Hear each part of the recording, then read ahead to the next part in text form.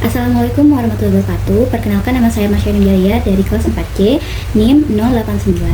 Saya sebelumnya ingin mengucapkan terima kasih kepada Bu Nur Komaria, SPD MPD, selaku dosen pengampu mata kuliah Statistika Pendidikan.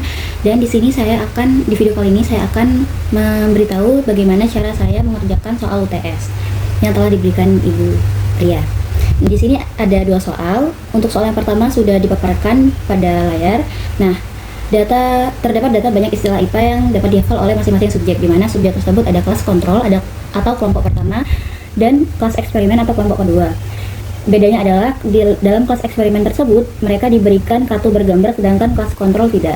Saya mengasumsikan data tersebut berdistribusi normal, dan untuk langkah pengerjaannya, pada langkah yang pertama saya menentukan parameter yang akan diuji, yaitu rata-rata berdasarkan soal juga.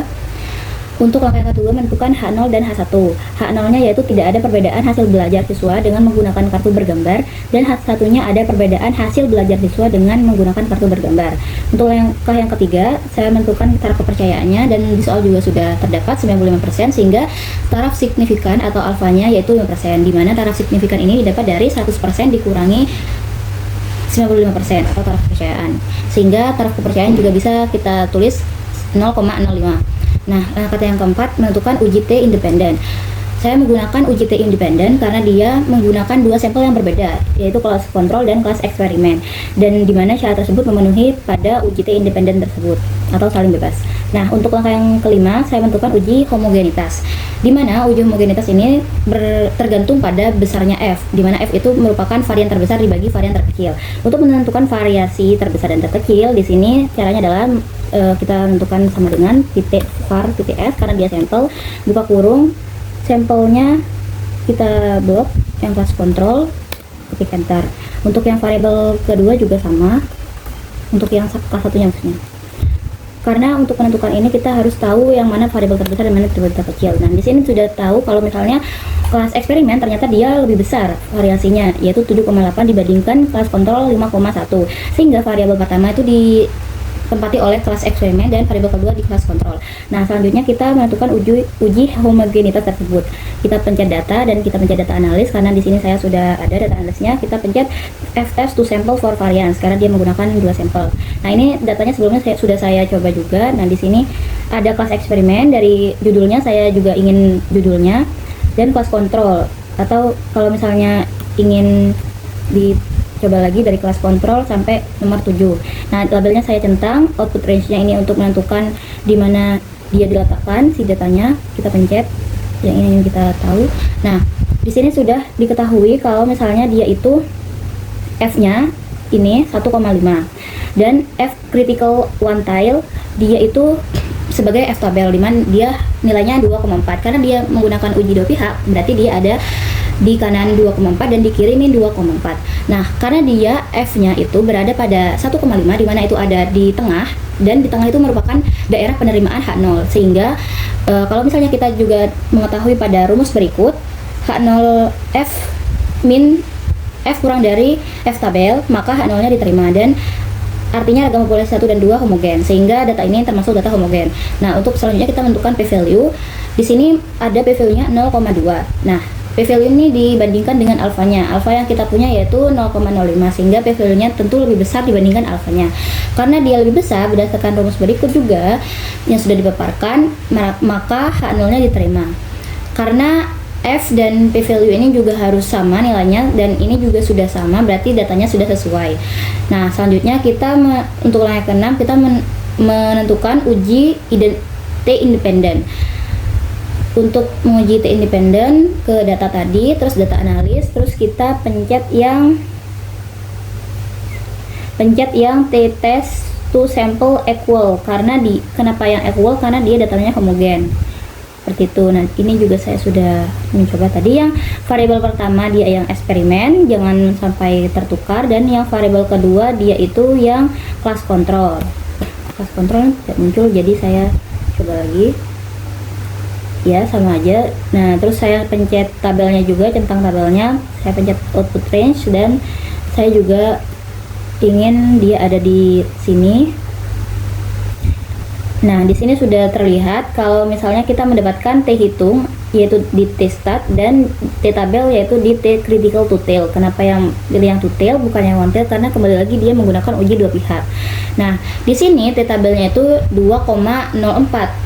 Karena dia uji dua pihak, berarti kan ada di pihak kanan dan di pihak kiri.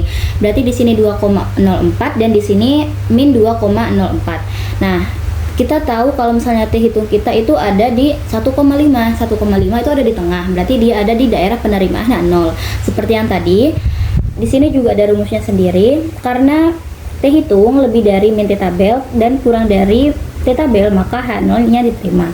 Karena sudah kita ketahui T hitungnya, kita lanjut menentukan P value. Di sini P value-nya itu 0,1. Kalau P value ini dibandingkan dengan alfanya tadi juga 0,05, sehingga P value tentu lebih besar dibandingkan alfanya. Karena dia lebih besar, maka berdasarkan rumus berikut ini juga P lebih dari sama dengan alfa, maka H0-nya diterima. Karena T hitung dan P value-nya juga sudah sama, sudah sesuai, berarti datanya sudah benar. Nah, sekarang kita menentukan kesimpulannya. Kesimpulannya berarti tidak ada perbedaan hasil belajar siswa dengan menggunakan kartu bergambar atau dia H0. Karena sudah kita tahu kalau dia H0. Selanjutnya untuk soal yang kedua, di sini soalnya juga sudah terpapar pada layar. Nah, di sini ada data hasil pretest dan posttest. Saya juga menginstruksikan bahwa data ini berdistribusi normal, dan untuk langkah selanjutnya, pertama saya menentukan parameter yang diuji adalah rata-rata terdapat pada soal, menentukan H0 dan H2. Langkah kedua yaitu H0-nya tidak ada perbedaan rata-rata kemampuan berpikir kritis siswa sebelum dan sesudah pelatihan. Langkah yang satu yaitu ada perbedaan. Nah, untuk langkah yang ketiga yaitu taraf kepercayaannya 95%. Nah, saya mendapatkan dari soal di sini ada taraf signifikan sebesar 5%. Karena taraf signifikan itu didapatkan dari 100% dikurangi taraf kepercayaan, berarti untuk menentukan taraf kepercayaan kita tinggal mengurangi 100% dikurangi taraf signifikannya atau alfanya. Berarti 100% dikurangi 5% yaitu 95%, sehingga juga kita bisa disimpulkan bahwa alfa kita itu 0,05 sama seperti yang tadi. Nah, untuk langkah keempat saya menggunakan uji T berpasangan. Kenapa saya menggunakan uji yang ini? Karena dia itu membutuhkan satu sampel saja dan diujikan sebanyak 2 kali, pretest dan posttest, sebelum dan sesudah pelatihan. Nah, untuk selanjutnya kita menentukan, di sini ada rumus juga, rumus yang akan kita hitung sebentar lagi. Dan untuk langkah yang keenam yaitu hitung uji statistik. Uji statistik yang menggunakan T berpasangan seperti yang sudah kita dapatkan. Nah, kembali ke datanya, yaitu menggunakan data analis, dan kita menggunakan yang t-test pair to sample for means. Kenapa menggunakannya itu? Karena kita menggunakan satu sampel saja. Ini untuk variabel 1 kita tidak usah menentukan varians lagi, langsung sebelum pretest. Dan untuk variabel yang kedua kita juga langsung yang posttest atau yang sesudahnya.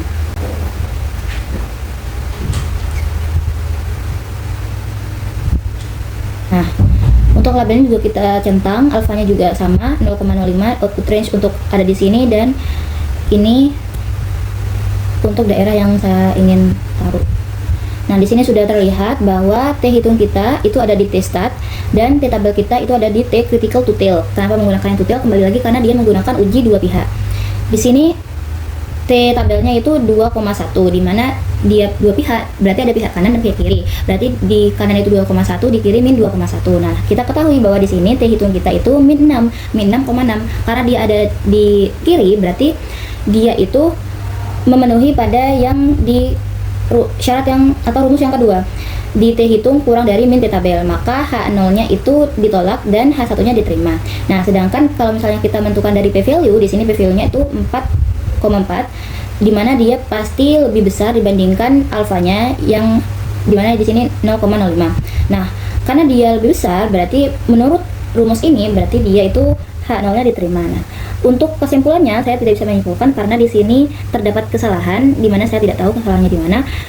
Karena di sini seharusnya T hitung dengan P value itu sama hasilnya seperti untuk pada soal yang pertama tadi. Nah, karena di sini tidak sama, jadi untuk kesimpulannya tidak ada kesimpulan seperti itu. Terima kasih, hanya ini yang bisa saya paparkan. Wassalamualaikum warahmatullahi wabarakatuh.